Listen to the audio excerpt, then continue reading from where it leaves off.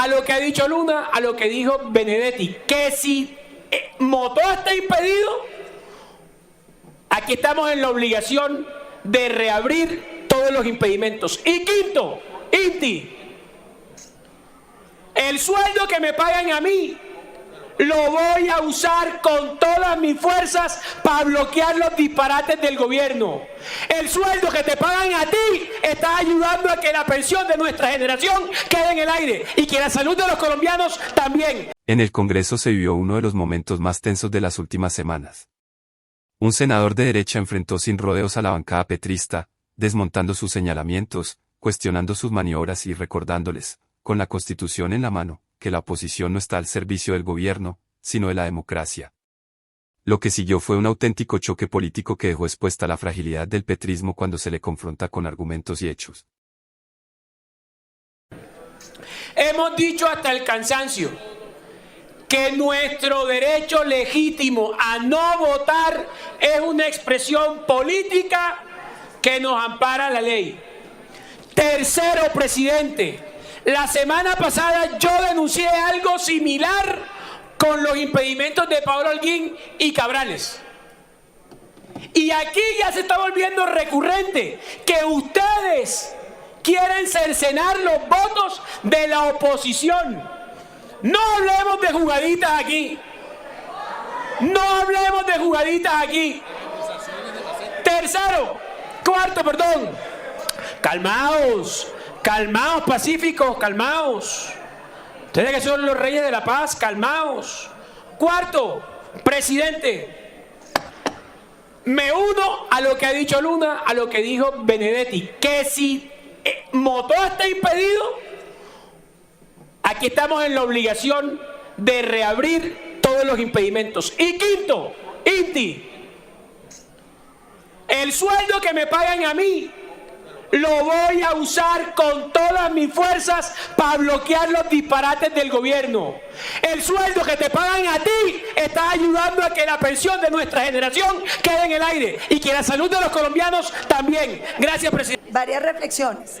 La primera, no es verdad que uno no pueda presentar impedimentos cuando quiera. Lo puede presentar al principio y lo puede presentar también durante el trámite, así lo establece la ley quinta.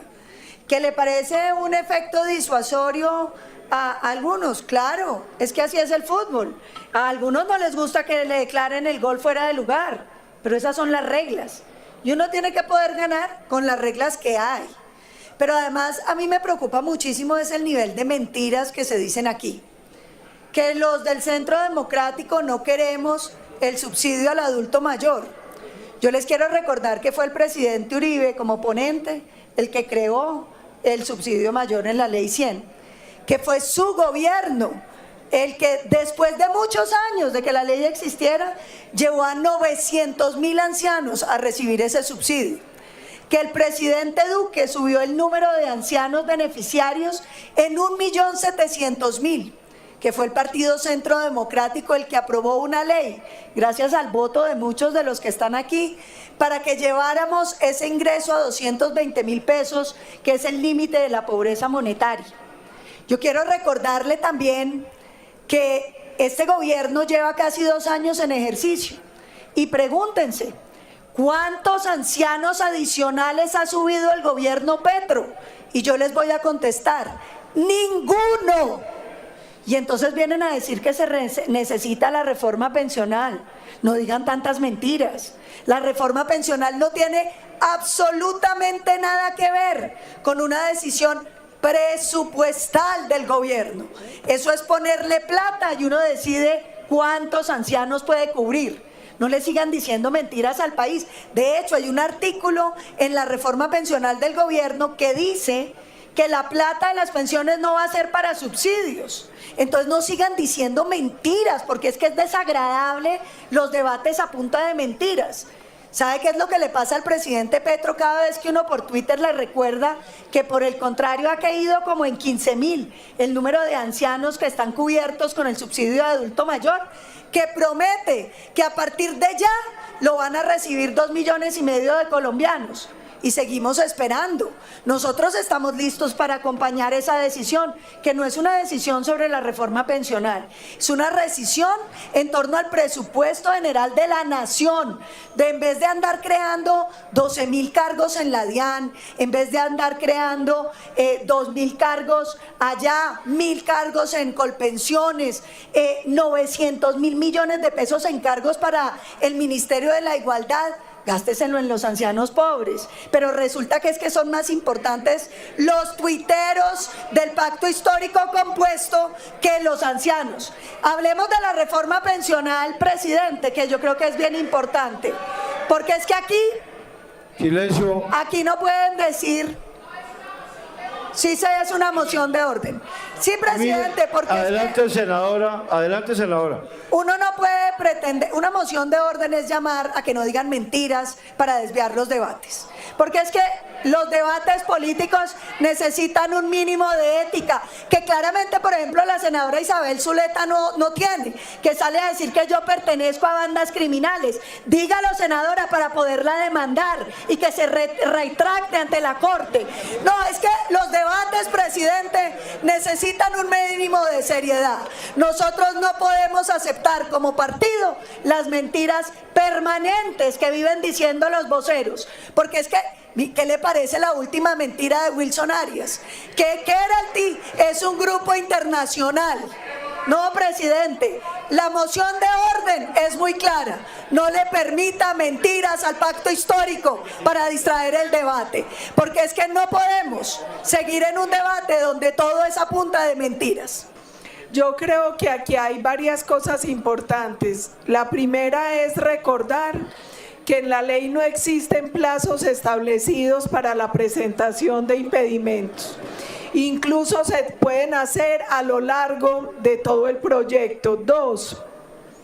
La ley 1909-2018, de acuerdo a los artículos 40 y 112 de la Constitución Política, establecen que la oposición es un derecho fundamental autónomo, que su ejercicio tiene que gozar de especial protección del Estado y de las autoridades públicas.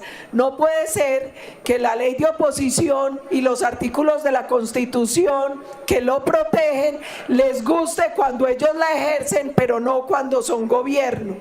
Además, es importante recordarles a quienes creen que no entrar a participar en un debate es ser vago o es romper la ley, o incluso han hablado de pérdida de investidura, que el propio Consejo de Estado desde junio del 2018 estableció claramente que cuando una bancada decide retirarse del recinto, es una forma legítima de ejercer la libertad política de un partido o movimiento minoritario o de oposición.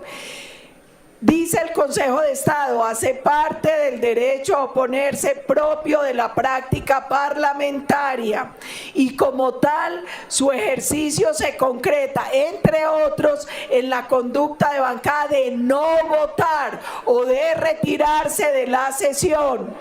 Aquí al presidente y a su bancada le molesta mucho la institucionalidad, la división de poderes, el Estado de Derecho y la Constitución, pero quieranlo o no, Petro ganó, pero la Constitución no perdió. Y aquí hay una normatividad que sigue vigente y que tienen que acatar, gústeles o no les guste. Y lo mismo pasa con la votación de los impedimentos. Ellos que hablan de jugaditas, jugaditas es aprobarlo cuando son de los opositores y negarlos cuando son de los que están de acuerdo con ellos. Den el debate, pero denlo serio y no olvide, en Colombia, gústenle o no, la Constitución y la ley sigue vigente. Gracias. El choque en el Congreso no fue un episodio aislado, fue la muestra más reciente de un patrón que se repite desde que Gustavo Petro llegó al poder.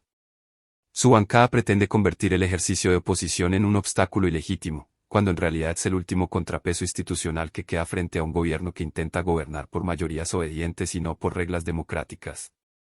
El senador que protagonizó esta intervención dejó al descubierto esa estrategia, y lo hizo recordando que la Constitución no existe para complacer al poder, sino para limitarlo. Su discurso fue un recordatorio contundente de que la oposición tiene no solo el derecho, sino el deber de impedir reformas que amenazan la estabilidad del país. Y al poner en evidencia las mentiras repetidas por el petrismo, sobre pensiones, subsidios, impedimentos y procedimientos legislativos, reveló cómo el gobierno se sostiene más por narrativa que por resultados. Mientras Petro promete un país idealizado, la realidad es que no ha aumentado la cobertura de adultos mayores, no ha fortalecido la economía y no ha mejorado la seguridad. Por el contrario, muchos indicadores empeoran silenciosamente mientras él busca distracciones legislativas. La reacción airada del petrismo ante la intervención demuestra que no toleran la confrontación argumentada. Están acostumbrados a ganar a punta de discurso emocional, pero cuando se les exige precisión técnica o cumplimiento de la ley, su retórica se desmorona. El senador lo denunció con claridad: el gobierno intenta manipular procedimientos, reducir el derecho de oposición y sostener debates sobre mentiras reiteradas que solo buscan confundir a la opinión pública. Además, puso sobre la mesa algo que muchos colombianos sienten pero pocos se atreven a decir en el Capitolio, que este gobierno ha preferido gastar miles de millones en burocracia, cargos nuevos, ministerios innecesarios y propaganda digital antes que invertir en los colombianos más vulnerables. Mientras Petro predica igualdad, sus decisiones priorizan estructuras políticas y no soluciones reales. Por eso duele al petrismo cuando se les recuerda, públicamente, que no han incrementado el número de adultos mayores beneficiados, que no han cumplido sus promesas y que intentan forzar una reforma pensional que solo agrava el problema, no lo resuelve. La intervención concluye con un llamado que retumbó en el recinto: Petro ganó, sí, pero eso no significa que el país esté obligado a obedecerle sin límites.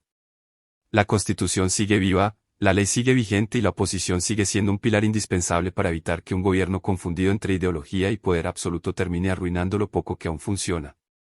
Esa defensa firme de la institucionalidad, tan poco común en estos tiempos, reveló no solo el desgaste del petrismo, sino también la fuerza creciente de quienes están decididos a impedir que Colombia siga hundiéndose por decisiones improvisadas y agendas políticas disfrazadas de reformas sociales. Lo ocurrido en el Congreso es una señal clara: la resistencia democrática está más viva que nunca, y no piensa dejar que el gobierno pase por encima del país a punta de discursos vacíos. Colombia necesita voces así, que en lugar de arrodillarse ante el poder, lo confronten con hechos, con argumentos y con la firmeza que exige este momento crítico.